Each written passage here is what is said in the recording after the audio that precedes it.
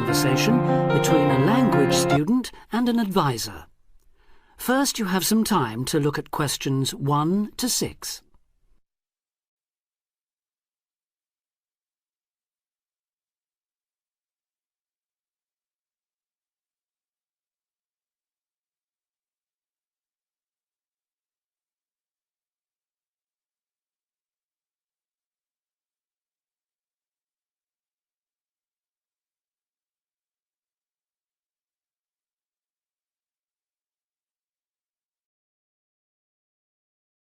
Now we shall begin. You should answer the questions as you listen because you will not hear the recording a second time. Listen carefully and answer questions 1 to 6. Homestay Language Learning, Lisa McDowell here. How can I help you? Hello, my name's Dan, Hello, Dan. and I'm going to be living with a family in Edinburgh for 3 months, so I'd like some advice on what to bring with me. I'm flying in via Singapore on the 15th. Right. Well, perhaps most important of all are your documents. Vaccination certificate, sponsor's letter, and the certifying letter from us for immigration. Yes, I've got all those in order, I think. What I'm really wondering about are money and clothes and things for my room. Personal effects, in other words. OK, let's start with cash. You'll already have money in your bank account here, of course, but make sure when you get here you have some cash on you. Pounds, that is, not euros or dollars. How much do you suggest? I'd say 50 as an absolute minimum. OK. Now, the next thing is which clothes to bring. What do you think? Well, as I'm sure you know, it can get pretty cold here, so you will need some warm clothing. There are shops near here that sell winter clothes quite cheaply, so you really don't need to bring much. Do make sure, though, that you have at least one thick sweater and a jacket with you when you arrive here. The temperature's likely to be a lot lower than in Singapore. Thanks for the warning. Now, something else I'm not sure about is whether to bring my computer. It's a laptop, so it won't take up much room. 2 problems. Firstly, it might not be compatible with the electricity supply in this country. And secondly, there's a risk of it getting broken in transit. Someone travelling here had hers smashed only last month. But surely I can carry it as hand luggage. Usually, yes, but because of all the tight security right now, you may have to check it in. So my advice is to leave yours at home. OK, I think I will. Is there anything else you'd advise against bringing? Well, you won't need household or cooking things. They'll all be provided. And importing food, of course, isn't allowed by customs, though I imagine you already knew that. Well, yes. But there are 1 or 2 things I'd suggest you find room for in your suitcase. Yes? Perhaps a few of your favourite cassettes or compact discs. Of course, you might be able to find them in the shops here, but then again, you might not. That's a good idea. Anything else? Yes, some photographs of people and places that are special to you could be nice. They can really make your room feel like home.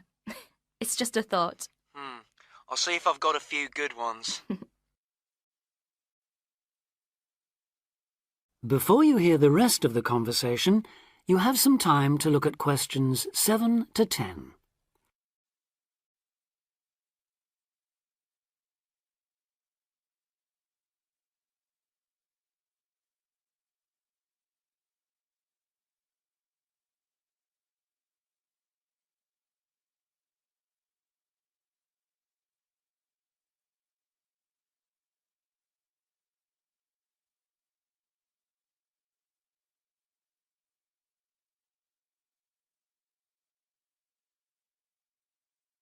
Now listen and answer questions 7 to 10.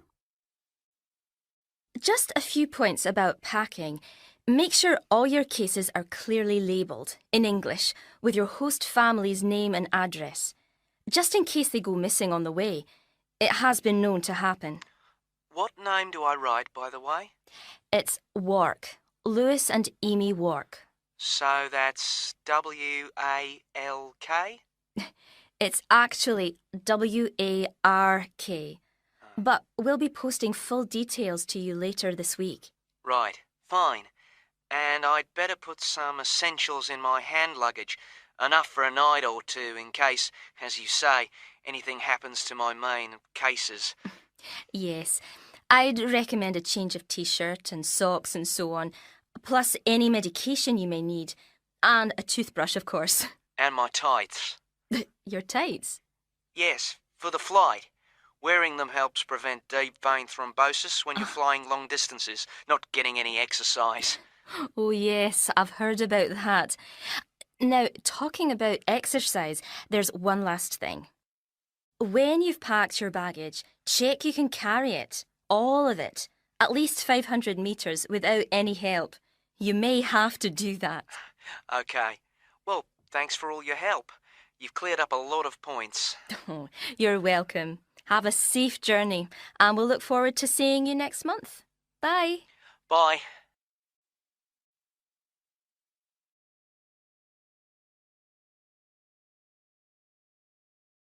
That is the end of part 1. You now have half a minute to check your answers.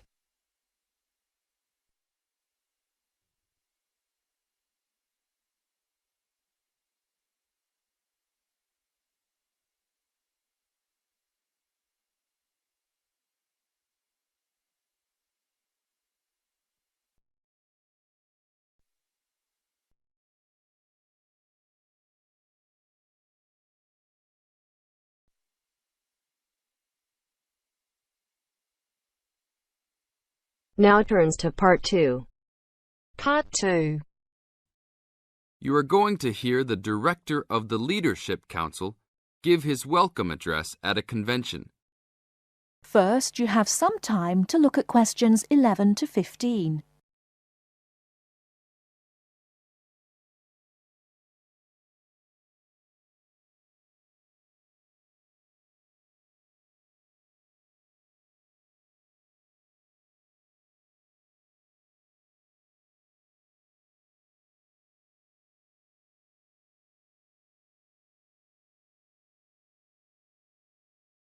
Now, listen carefully and answer questions 11 to 15.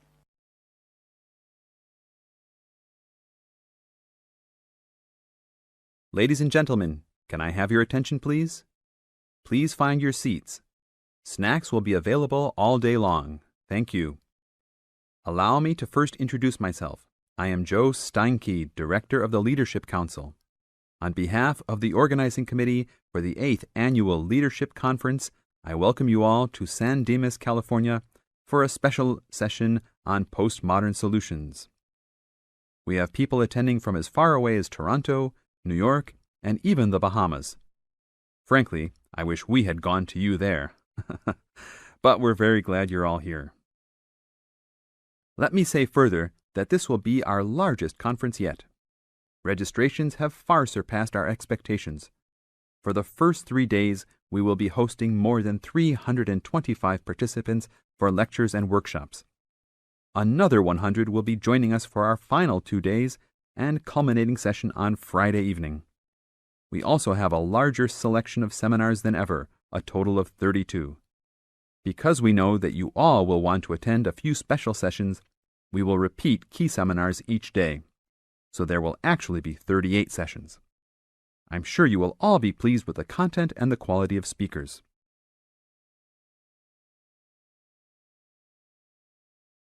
Before you hear the rest of the talk, you have some time to look at questions 16 to 20.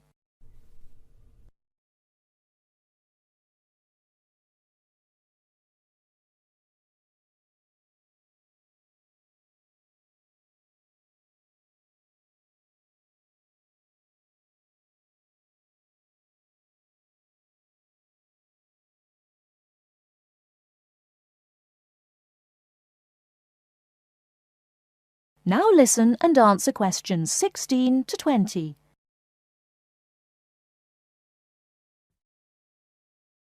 Now, for those who have opted not to take part in our bag lunches, there are a number of places nearby that we can recommend. We are located here in the convention center just across the street from the Harford Shopping Mall, and the place we most recommend is Vital's, which is just west across Queen Street on the opposite corner. Please be careful crossing both streets, however, as we don't want to lose any participants. If you're not up to Vital's, you can also get some Italian food at the Olive Garden, which is further down Queen Street and east on Danning Avenue, across from the police station. They have a great minestrone soup and excellent breadsticks, all you can eat. On the other hand, if you want some good old American food, you can head to Fuddruckers for some big hamburgers or to the Cattle Company for some fat, juicy steak. Fuddruckers is next to the Olive Garden, but the Cattle Company is back closer to us in the opposite direction of Vital's. Just go east out of the convention center across King Street. It's on the same side as the convention center, so you just have one street to cross. Enjoy. But also, please make sure you are back for the afternoon sessions. These will always start at 1:30 p.m. That will give you an hour and a half for lunch each day. Sessions will be over each day at 5:30. Now, regarding the schedules we've printed out, there have been a couple of last-minute changes. The session titled New Leadership Strategies will no longer be held in Seminar Room 1, but in the main ballroom. This session has garnered much praise and is highly recommended to all, hence the change to a larger room. Another session has been canceled. That session was titled Leading by Serving, and it was scheduled for Daniel's room. The speaker for that session, Dr. Mark Green, had to return home for some urgent health situation. We wish the best to Dr. Green and that all is fine with his family. Finally, the session titled Using the Arts and Media has been changed to the second lounge room, Lounge 2. Please show up promptly for sessions and sit towards the front of each room so that all seats can be utilized. Also, turn off all pagers, beepers, and cell phones. Drinks and snacks will be provided outside each room, but please be careful at your tables. Enjoy the conference. That is the end of part 2. You now have half a minute to check your answers.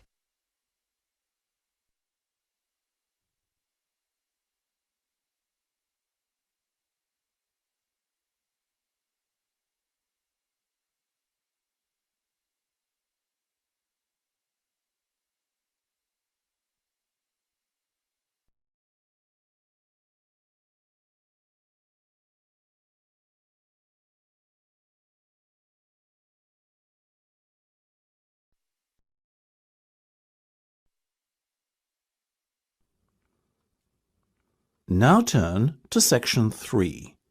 Section 3. You will hear a discussion between two students and their tutor.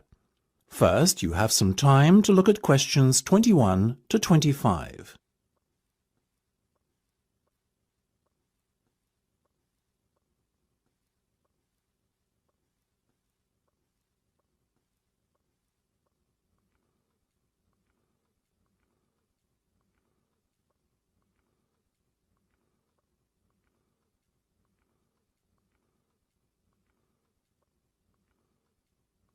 Now listen carefully and answer questions 21 to 25.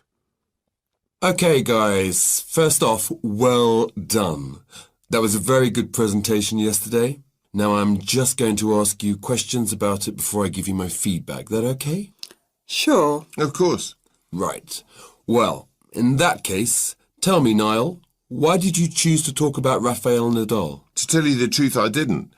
I think I'd better let Sheena handle this one. Sheena? Yes, it was my decision to pick Nadal.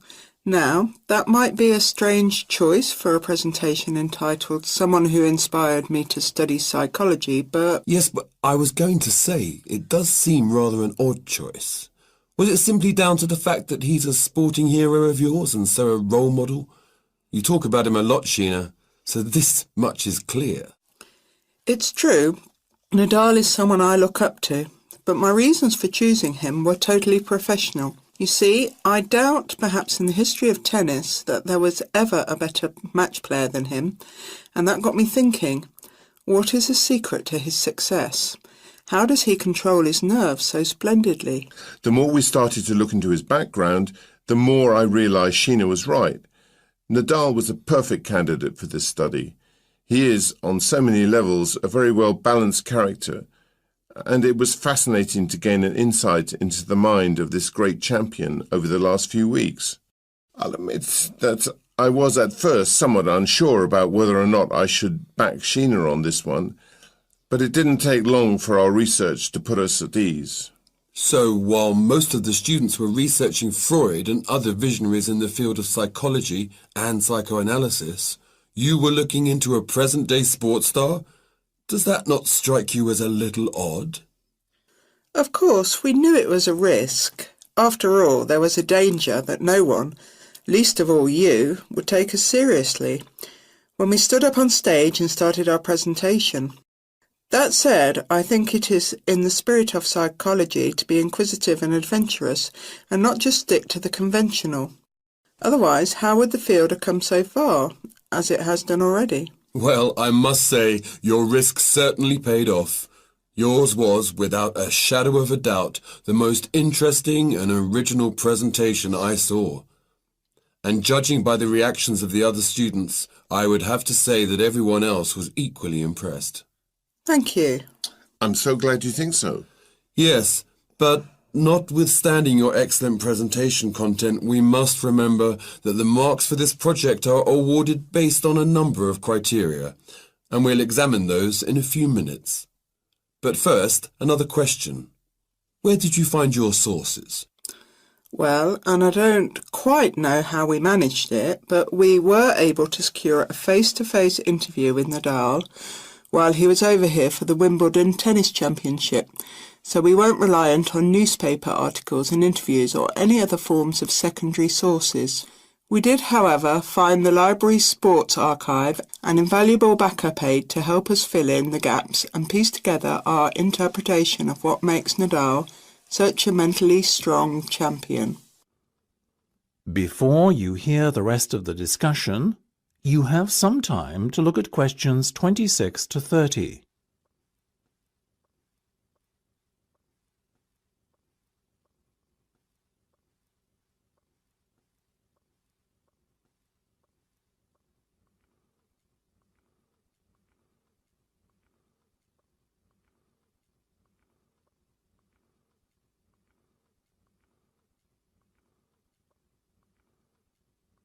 Now listen and answer questions 26 to 30. Okay, well, as I said, congratulations again for your excellent work. Now it's time for my feedback. The first area where marks were awarded is in your use of equipment. I felt that had you not been a little too reliant on the overhead projector, and had you, for example, used the interactive whiteboard and audio equipment a little more effectively, you would have received top marks in this section.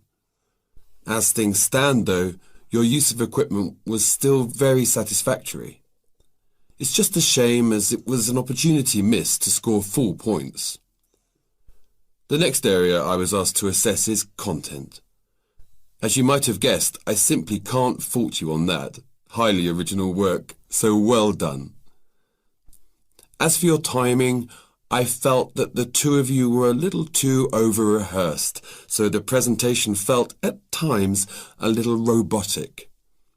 That said, again, it was very satisfactory, and you would get full points for effort. Sadly, though, there is such a thing as trying too hard, and that cost you top marks here, I'm afraid. Oh, I see. Right. What was particularly impressive, though, was the thick handout you'd prepared for everyone. I took it home to read through it afterwards, and it was very well written. But not alone that, it also enhanced my experience of the presentation itself on the day, as I was able to refer to the handout for further information on what was being discussed and to answer any questions I had. Very nice. As for your level of interaction, Well, you had so much that you were intent on packing into your 20-minute time slot that sadly you run out of time at the end, which left no room whatsoever for interaction and no one had the chance to ask you any questions. You've probably guessed, therefore, that you did worse than average in this department, and unfortunately, your score will have to reflect this. Oh my goodness, everything sounded so positive at the start. That is a big disappointment. We worked so hard. Now, don't be so quick to get deflated. Remember, your presentation skills only count for 15% of the project grade. Your score in this assessment, even if it were terrible, would still not be enough to prevent you from getting top marks overall. It's very hard to score well in the presentation assessment anyway, so believe me, you both did reasonably well. Thank you. I wish I felt like that. Yes, your feedback was very constructive. We're just a little disappointed with ourselves. Why? That's the end of section 3. You have half a minute to check your answers.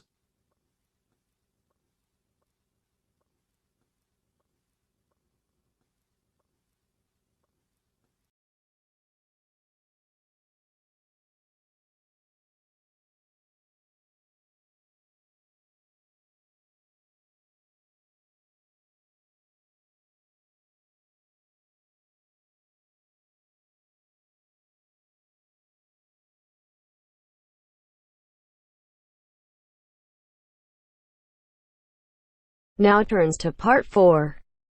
Part 4. You'll hear a teacher talking about several British art galleries. First, you have some time to look at questions 31 to 33.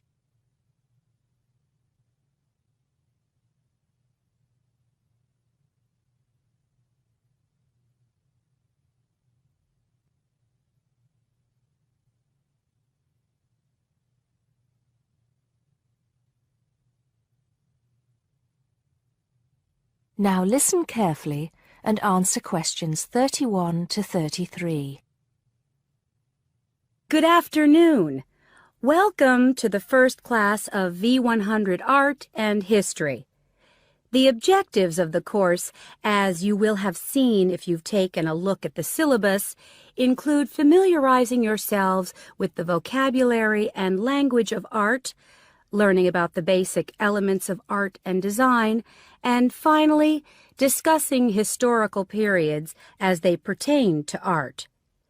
The course will also give you the opportunity to visit some of the many galleries and museums that Britain has to offer.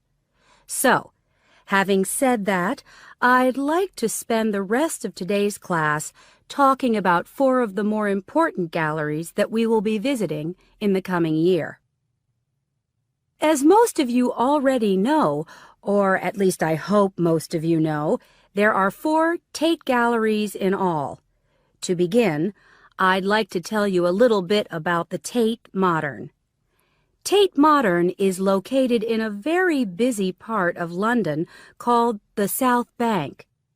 It's close to 2 world-renowned tourist attractions, St. Paul's Cathedral and Shakespeare's Globe Theatre.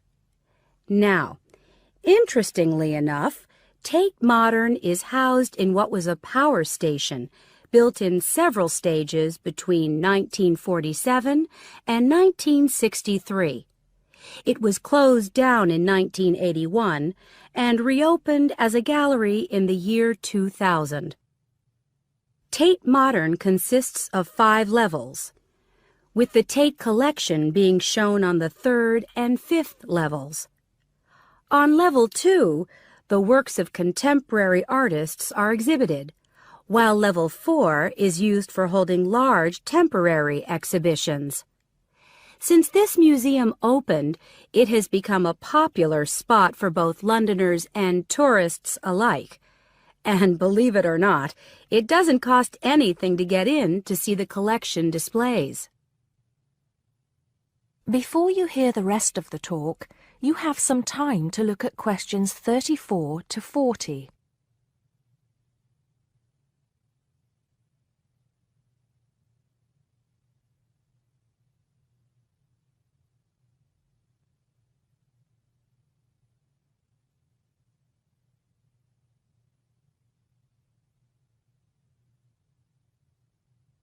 Now listen and answer questions 34 to 40. Now, the second gallery I'd like to talk about is Tate St. Ives, which is in Cornwall. It was built on the site of a gasworks, and it overlooks Porthmeor Beach. Tate St. Ives is housed in a 3-story building that was designed by the architects Evans and Shalliff. It was established in 1993, 7 years before Tate Modern was opened, and the gallery exhibits the works of modern British artists, including members of the St. Ives School, a group of artists living and working in the area from the 30s onwards. In later lectures, we'll be looking at the work of some of the artists who belong to that group and the ways in which they influenced each other. Okay, am I going too fast for any of you? No? Good. Next, I want to talk about Tate Britain, which is a gorgeous gallery situated right in the heart of Westminster. Tate Britain was the first of the 4 Tate galleries to open, and it was established in 1897. It was built on the site of an old prison, and when it first opened its doors, it was called the National Gallery of British Art. Later, it became known as the Tate Gallery, after the man who founded it, Sir Henry Tate. During its lifetime, Tate Britain has been damaged twice, once by floodwaters from the River Thames, and once by bombings during World War II. This gallery has an interesting range of exhibitions of historic and modern art from 1500 up to the present day. Now, the last gallery I'd like to tell you about is called Tate Liverpool. It's not hard to figure out where this gallery is located, is it? It was opened in 1988 to exhibit displays from the Tate collection, and it also has a program of temporary exhibitions. Tate Liverpool is housed in what was once a warehouse, and for some years it was one of the biggest galleries of modern and contemporary art in the UK. Well, that's a brief overview of just a few of the galleries we'll be visiting. I'd like now to look in a little more detail at what you can expect to see in each of these galleries, starting with Tate Britain. That is the end of part 4. You now have half a minute to check your answers.